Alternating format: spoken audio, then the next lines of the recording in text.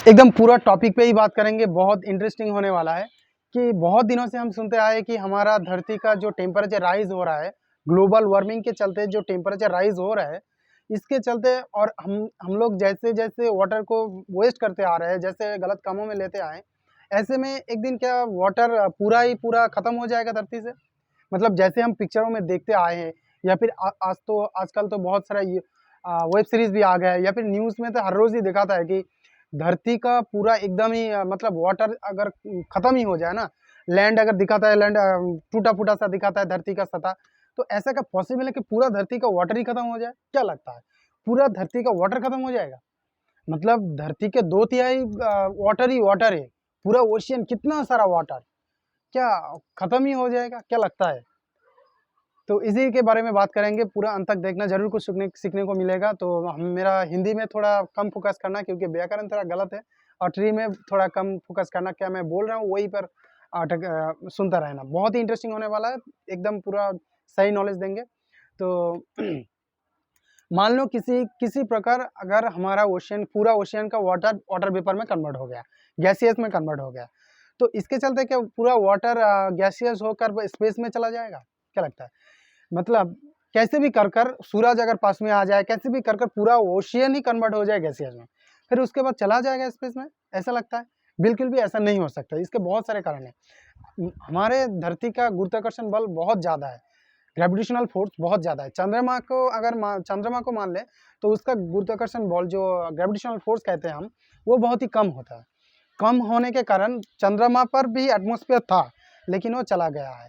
और अगर हम मंगल ग्रह की बात करें तो उसका भी एटमॉस्फेयर अभी भी है, लेकिन वाटर वेपर को कंज्यूम बहुत ही वहाँ पर कम पाए जाते हैं। है लेकिन कम, मात्रा बहुत ही कम है। और हमारे धरती की बात करें, इसका गुरुत्वाकर्षण बल इतना ज़्यादा है कि इसको एटमॉस्फेयर इसको छोड़ के नहीं जा सकता।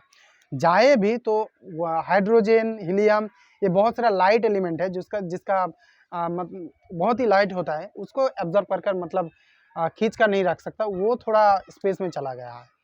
तो इसीलिए धरती पर हाइड्रोजन बहुत ही कम मात्रा में पाए जाते हैं। लेकिन वाटर वेपर की बात करें, अगर किसी भी तरीके से अगर पूरा ओशियन ही वाटर में कन्वर्ट हो जाए, फिर वो कैसे भी करके वाटर में कन्वर्ट हो ही जाए, तो वो मतलब हमारे धरती छोड़कर नहीं जा सकता।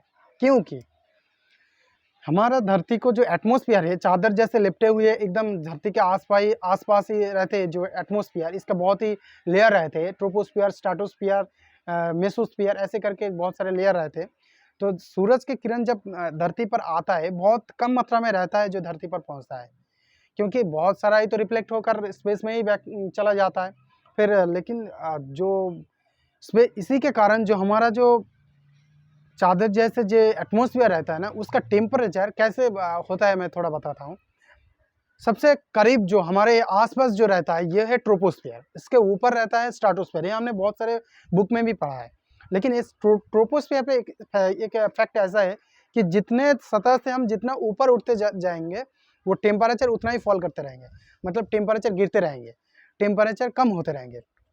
इसी के चलते क्या होता है, उसके बाद जो स्ट्रेटोस्फियर है, वहाँ पर थोड़ा-सा टेम्परेचर इंक्रीज़ कर जाता है, फिर उसके बाद मेसोस्फियर पर दोबारा से टेम्परेचर फॉल कर जाता है। लेकिन यहाँ क्या होता है कि अगर टेम्परेचर ट्रोपोस्फियर पे क्या होता है, टेम्परेचर पहले तो फॉल कर जाता है। इसी के चलते अगर कैसे भी करके पूरा ओशियन ही कन्वर्ट हो जाए गैसियस में, वो दोबारा से ही मतलब जितना ऊपर जाएगा वो फिर से ही ठंडा होने के चलते फिर से वो गिर जाएगा, मतलब रेन होकर गिर जाएगा या फिर बर्फ़ होकर गिर जाएगा। क्योंकि इसी लेयर में ट्रोपोस्फियर में क्या होता है कि -30 या 40 इवन तक 60 तक चला जाता है, इतना ठंडा होता है। तो 0 डिग्री सेंटीग्रेड पर तो वाटर आइस में कन्वर्ट हो जाता है। तो सोचो कि -30, 40 इवन तक 60 तक चला जाता है, तो इसमें वाटर वेपर को क्या होगा? वो आइस में कन्वर्ट हो जाएगा। वो फ्रोज़न आइस में मतलब क्या होगा कि जो तुषार होता है ना, वैसा ही कन्वर्ट हो जाएगा, होकर गिर जाएगा। वो कभी भी धरती छोड़कर स्पेस में नहीं जा सकता। तो टूटा-फूटा हिंदी से ही मैं थोड़ा-सा मतलब मुझे लगता है कि समझा दिया है कि आप लोग समझ चुके होंगे कि धरती छोड़कर वाटर कभी नहीं जा सकता है। वो तो अलग बात है कि जैसे ग्लोबल वार्मिंग हो रहा है, जैसे कर कर हम लोग वाटर को गलत इस्तेमाल में ले रहे हैं, इसके चलते एक दिन ऐसा भी आएगा, मतलब सोचो बहुत सारे हमारे पास थोड़ा डाटा मैंने कलेक्ट किया था, लड़की लोगों को, वुमेन लोगों को, मतलब हमारे औरतों को 6 किलोमीटर, बहुत सारे लड़कियां होते हैं, बहुत सारे एरिया होते हैं, जैसे उन लोगों को 6, 7, 10 किलोमीटर तक चल के, पैदल चल के वाटर को लेकर आना पड़ता है। पीने का वाटर की बात कर रहा हूँ मैं। तो जो रिसोर्सेज, पीने के लायक जो वाटर होता है, जो पानी होता है ना, उसको बहुत सारा कम मात्रा में हम पाए जाता है, वो ज़्यादातर अंडरग्राउंड होकर रहा है। फिर बहुत सारा आइस बनकर हमारे 2 पोल में रहता है, नॉर्थ पोल और साउथ पोल में, और जितने भी कम मात्रा में मिलता भी है ना, वो हम लोग इतना ज़्यादा मतलब वेस्टेज करते हैं। जहाँ पर मिलता है वहाँ पर देखो बहुत सारा वेस्टेज करता है। तो इसके चलते क्या होगा, एक दिन ऐसा भी आएगा, सच में ऐसा भी आएगा कि वाटर को, पीने लायक वाटर को मतलब हम लोग मिलेगा ही नहीं। तब वाटर को खरीद के, अभी तो वाटर को खरीद के ही पीना पड़ता है बहुत सारे जगह पर। वाटर के ना होने के चलते, मतलब वाटर के चलते पर ईयर 5 to 10 मिलियन लोग मर जाते हैं। जहाँ पर नहीं है वहाँ पर तो मरते हैं, और जहाँ पर है वाटर की प्रदूषित करने का, मतलब दूषित करने पर, वहाँ पर डायरिया के चलते, बहुत सारे डिजीज़ के चलते एकदम ही बहुत सारे आदमी मर जाते हैं, मतलब बहुत सारे पीपल मरते हैं।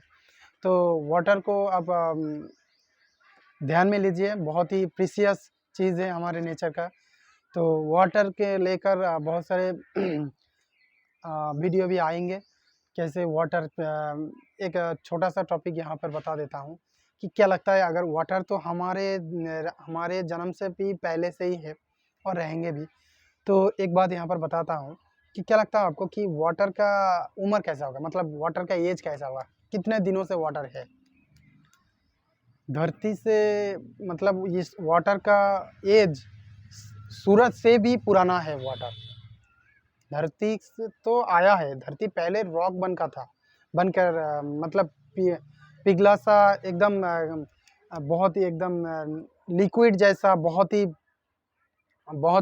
टेम्परेचर, बहुत क्या क्या लावा जैसा हाल था धरती का।